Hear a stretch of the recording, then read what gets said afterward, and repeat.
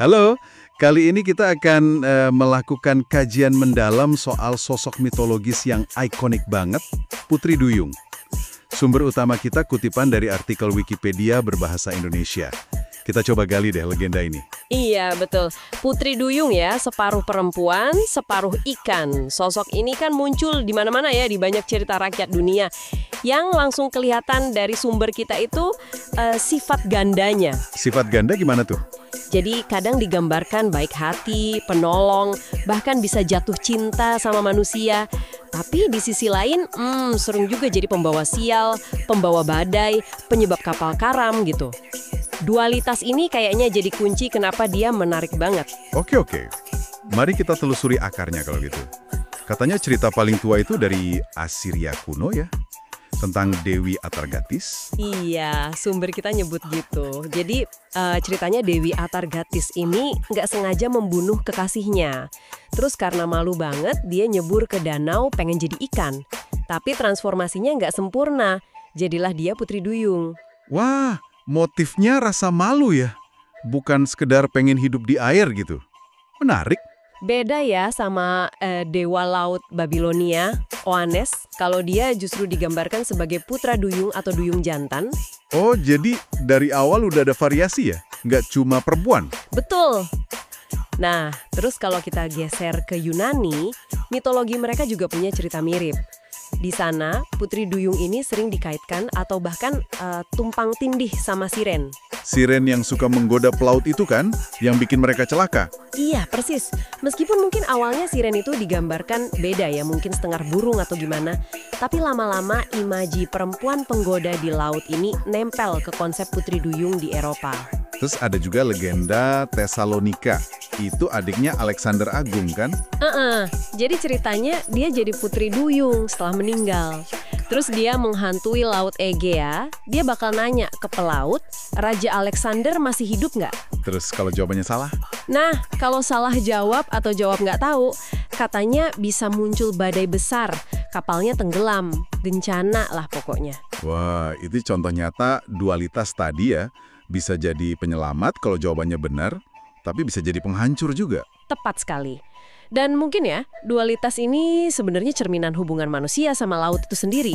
Laut kan indah ya, sumber kehidupan. Tapi di sisi lain, misterius, nggak bisa ditebak, kadang berbahaya banget. Masuk akal sih.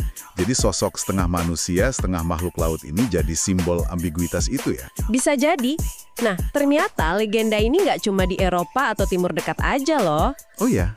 Di mana lagi? Sumber kita nyebut ada Mami Wota di Afrika. Itu sosok dewi air gitu, sering dikaitkan sama kesuburan, kekayaan, tapi juga bahaya. Mirip-mirip ya polanya? Iya. Terus ada Rusalki di cerita rakyat Slavia di Rusia, Ukraina gitu. Itu roh air yang katanya suka menenggelamkan orang. Ada juga Mero di Irlandia sama Skotlandia. Atau Ningyo di Jepang. Ningyo? Itu gimana ceritanya? Nah, ini unik nih. Kalau Ningyo ini, katanya dagingnya itu bisa bikin awet muda atau bahkan abadi kalau dimakan.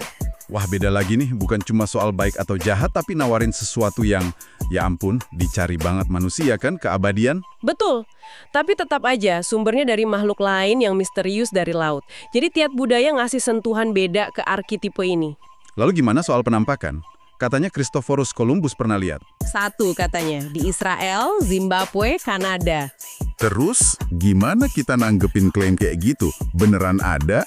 Kemungkinan besar sih, ya seperti yang disiratkan sumber kita juga, itu salah identifikasi aja. Bayangin pelaut udah lama di laut, capek, mungkin kurang gizi. Terus lihat dari jauh mamalia laut kayak duyung atau lembu laut. Oh, dugong atau manete itu ya? Iya, kan bentuk ekornya emang agak mirip ya kalau dari jauh. Imajinasi bisa liar kan? Secara resmi Badan Kelautan Amerika National Ocean Service tahun 2012 udah bilang kok nggak pernah ada bukti ilmiah soal keberadaan Putri Duyung. Nah, ini dia nih yang agak paradoks ya. Science bilang nggak ada, tapi kok sosok Putri Duyung ini malah populer banget di budaya kita sekarang. Justru itu, populer banget. Dongengnya Hans Christian Andersen, The Little Mermaid tahun 1836, itu kayaknya fundamental banget ya ngebentuk citra modernnya. Iya, setuju. pengaruhnya gede banget. Betul.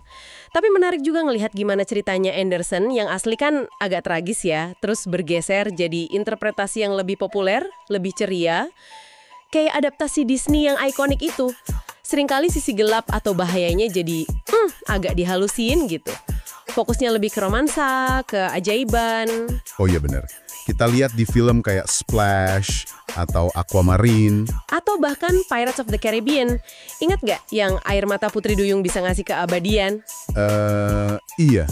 Mirip sama Ninjo tadi dong. Nah, itu dia. Ada benang marahnya kan? Terus ada serial TV juga kayak H2O, Just Add Water, atau sinetron Indonesia dulu, Putri Duyung. Sampai jadi lambang kota Warsawa segala ya. Lengkap bawa perisai sama pedang lagi. Gila sih. Iya, ini nunjukin betapa kuatnya citra ini meresap. Dari mitos kuno, jadi ikon modern yang dikenal semua orang. Dari lukisan terkenal kayak karyanya Waterhouse A Mermaid sampai jadi simbol kota gitu. Putri Duyung ini terus bertransformasi. Awalnya mungkin dewi atau roh alam yang ambigu, sekarang sering jadi simbol fantasi, kebebasan, atau bahkan pemberdayaan di beberapa interpretasi modern. Jadi kesimpulannya gimana nih? Putri Duyung ini figur mitologis kuno yang lintas budaya banget ya? Betul, seringkali mewakili hubungan kita yang agak ambigu sama dunia lain atau alam liar kayak lautan. Sosoknya punya dua sisi, pesona dan bahaya. Dan walau mungkin akarnya dari salah lihat hewan laut, imajinasinya itu tetap hidup kuat banget di benak kita. nah daya tarik abadinya ini meskipun kita tahu ya secara biologis mereka nggak nyata. Ini menimbulkan pertanyaan yang lebih dalam lagi gitu kalau kita coba tarik ke gambaran yang lebih besar.